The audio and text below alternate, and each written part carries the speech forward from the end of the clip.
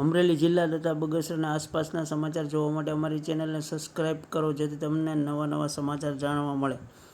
મળતી વિગત મુજબ વ્યાજખોરી નાબૂદ ઝુંબેશ અંતર્ગત બગસરા પોલીસ સ્ટેશન ખાતે નાયબ પોલીસ અધિક્ષક ડીવાયએસપી નો લોકદરબારનું આયોજન કરવામાં આવ્યું હતું, જેમાં રાજકીય અને સામાજિક આગેવાનો ઉપસ્થિત રહ્યા હતા. મળતી વિગત મુજબ સમગ્ર ગુજરાતમાં વ્યાજખોરી નાબૂદી ઝુંબેશ અંતર્ગત ગુજરાત પોલીસ દ્વારા કાર્યવાહી થઈ. તેના ભાગરૂપે અમરેલી જિલ્લા પોલીસ અધિક્ષક હિમકરસિંહ સાહેબની સૂચનાથી અને માર્ગદર્શન હેઠળ બગસરા પોલીસ સ્ટેશનમાં અમરેલીના ડીવાયએસપી ચિરાગ દેસાઈના અધ્યક્ષસ્થાને બેઠકનું આયોજન કરાયું. વ્યાજખોરો નાબૂદ ઝુંબેશ અંતર્ગત માર્ગદર્શન આપવામાં આવ્યું હતું, પરંતુ કોઈપણ જાતના અરજી અરજદારો દ્વારા આવેલ ન હોવાથી કાર્યક્રમનો ફિયાસ્કો થયો હતો અને બગસરાના લોકો દ્વારા બગસરાથી 200 મીટર દૂર આવેલ ચાલતો જુગાર વિશે રજૂઆત કરવામાં આવી હતી, જેને અનુસંધાને ડીવાયએસપી ચિરાગ દેસાઈના તપાસ કરાવી લેશું તેવી લોકોને ખાતરી આપી હતી, કારણ કે લોકોએ એવી રજૂઆત કરી હતી કે આ કોમ્પ્યુટર નંબરીય જુગારમાં યુવાધન બરબાદ થઈ ગયું છે, જેમાં બગસરાના ઘણા યુવાનો આ જુગાર રમીને લાખો રૂપિયા હારી પાયમાલ થઈ ગયા છે. આમ તેમ ફાંફા મારી ગમે તેવા વ્યાજે ટકાવારી આપવી પડે તેવા પૈસા લેવા તૈયાર થઈ જતા હોય, ત્યારે આ જુગારને બંધ કરાવવા માટે પોલીસને પગલાં લેવા જરૂરી છે. આ એક વ્યાજખોરીની તરફ જવાની સીડી કયો તો પણ કહેવાય છે અને આ વ્યાજખોરી નાબૂદ ઝુંબેશ સમગ્ર ગુજરાતમાં સરકાર દ્વારા આ એક સારી ઝુંબેશ ઉપાડવામાં આવી છે. તેને અનુસંધાને બગસરામાં પણ આ ઝુંબેશ સામાજિક અને રાજકીય સહિતના વિવિધ લોકોનું આ એક રજૂઆત કરવામાં આવી હતી. હાલ રાજ્યવ્યાપી વ્યાજખોરી નાબૂદી અંતર્ગત ઝુંબેશ ચાલુ છે, ત્યારે ઊંચા વ્યાજથી કોઈ વ્યક્તિ પીડિત હોય અને વ્યાજ અંગે મુશ્કેલી હોય, જાણ કરવા માટે ડીવાયએસપી ચિરાગ દેસાઈ દ્વારા અનુરોધ કરવામાં આવ્યો હતો. આ બેઠકમાં ચેમ્બર ઓફ કોમર્સ, નવનિયુક્ત વેપારી મહામંડળ સહિતના વિવિધ સંસ્થાઓ, આગેવાનો અને મહાનુભાવો સહિત શહેર ગ્રામ્ય વિસ્તારોમાંથી લોકો ઉપસ્થિત રહ્યા હતા. રિપોર્ટર સમીર વિરાણી, બગસરા.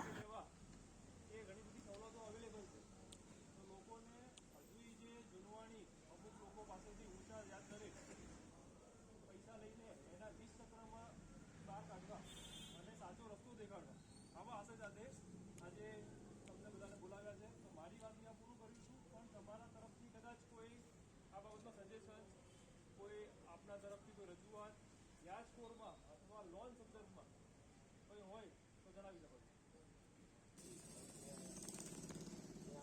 અવારનવાર આપણે નાની મોટી ફરિયાદો હોય એના નિવારણ લેવામાં આવે, બરાબર. તો એ સાહેબ પણ કોઈની હોય પર્ટિક્યુલર કે જે લીગલ નથી, તો એપ્લિકેશન સ્વરૂપમાં અમારી પાસે મોકલી આપો. એના અંદર હકીકત સાહેબ 20-25 હજારની લોન લેવી હોય તો પણ માનો 1000-2000 રૂપિયા તો સાહેબ નો ડીમાં જતા રહે. ટેકનોલોજીનો જમાનો છે, બધું લિંક હોવું જોઈએ, એમને ખબર પડી જવી જોઈએ કે આટલી બેંક ચાલુ છે. પણ હવે એ વસ્તુ બધો હું કમેન્ટ બહુ નહીં કરી શકું, પણ એમાં ઇલીગલ હોય તો અરજી કરું, તમે એ ચેક કરાવજો. એટલે અમે અત્યારે લીધા હોય તો ખોટા લીધા કે સાચા લીધા, અમારો વિષય નથી એ. અને સાહેબ એમની કોઈ પહોંચ નથી આપવામાં આવતી. એ તમને શું કરે ખબર, પરત પેટે પૈસા જમા લેવડાવે. કોઈ સરકારનો લીગલ એવો નથી કે આમનો નોટરીના ચાર્જ લેવો છે. આજે મંડળી અહીંયા બગસરામાં લગભગ 10 થી 12 ચાલે છે, પણ એકેય નોટરીના પૈસા નથી લેતી, 10 રૂપિયા નથી મંડળી નથી લેતી. અમારા ધ્યાનમાં ટૂંકમાં બેંકો છે ને એ વિશે 8% અને 14%થી વધારે, પણ અત્યારે આપણે મંડળીઓ હોય છે એ ઓલરેડી છે 18% તો લે છે. અને એને એની સેન્ટ્રલ કાયદા મુજબ સત્તા છે, જ્યાં સુધી મને ખબર છે સરકારી મંડળીઓને સત્તા આપવામાં આવી છે. આપણે સાહેબ આ તો હું registered money lenders, Gujarat money lenders એક્ટની વાત કરતો હતો, અને 12% અને 15% નક્કી કરે છે એમાં. એને સાહેબ એક બીજું વસ્તુ કે આ 20%ની વાત કરી અને તમે જે આ ઝુંબેશ પડી બહુ અતિ સરાહનીય છે, પણ સાહેબ એક બીજું આ ઓનલાઈન જુગાર એમાં અત્યારે સાહેબ આ વ્યાજ ચક્ર કરતા અત્યારે એમાં નાનો વર્ગથી ઓનલાઈન જુગારમાં અત્યારે બહુ ફસાય છે. તો સાહેબ એ ઓનલાઈન જુગાર છે એ બંધ થાય. પર્ટિક્યુલર કોઈ જગ્યા જાહેરમાં કહી જ્યાં એમને જોડે ના આવવું હોય તો ખાનગીમાં કહેશો, જેથી તમારું પણ કોઈ હિત ટકરાય નહીં. મેઇન પ્રોબ્લેમ એ જ થાય છે કે જાહેરમાં કહેવાથી કદાચ દુશ્મન અમારા બને કે અમને તકલીફ પડશે. હા, ઈ એના જિંદગીભર કામ કરે ને તો ઈ પૈસા ભરી એટલા હારી ગયો હોય છે કે 2 લાખ 4 લાખ રૂપિયા વસ્તુ ભરી શકે.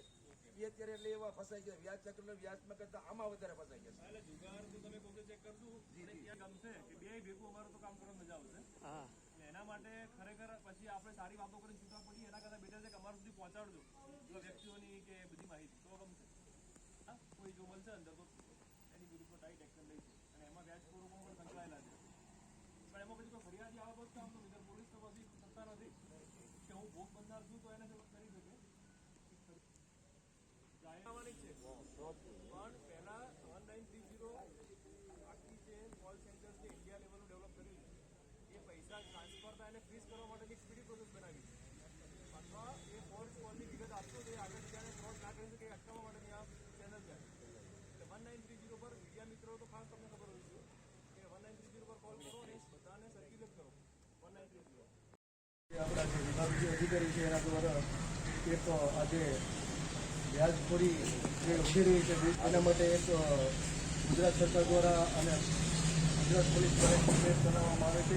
તે 21 આ બધા જે છે લાયસન્સ વગર જે વ્યાજખોરીનો જે ધંધો ચલાવે છે એના હિસાબે ઘણા બધા પરિવારો જે વેરવિખેર થઈ જાય છે. એના માટે ગુજરાત પોલીસ દ્વારા એક વ્યાજખોરી જે વ્યાજખોરો છે તેના વિરુદ્ધ જે વ્યાજખોરી નાબૂદ કરવા માટે ઝુંબેશ ચલાવવામાં આવે છે. એની માટે આપણા જે પોલીસ અધિક્ષક જે છે અને જે નાયબ પોલીસ અધિક્ષક ચિરાગ દેસાઈ સાહેબ તથા ડાંગર સાહેબ દ્વારા બગસરમાં જે વ્યાજખોરી અંગે એક સેમિનારનું આયોજન કરવામાં આવેલું છે. એના અને એવી પણ એમાં અકાઉન્ટ કાઢી દઈએ પછી ના એની પર ડિટેલ તો આવી ગઈ, એક વખત ભરાય અકાઉન્ટ કાઢી દઈએ. આમાં હું એક તમે સ્કીમ આપે 2 વખત તો હાલ જ 2 કરોડ મોટામાં મોટો જે હોટલ લેતી હોય એ શિક્ષણનું વાંચેલું છે એ આપતો જ બીજાને ખ્યાલ ના આવે.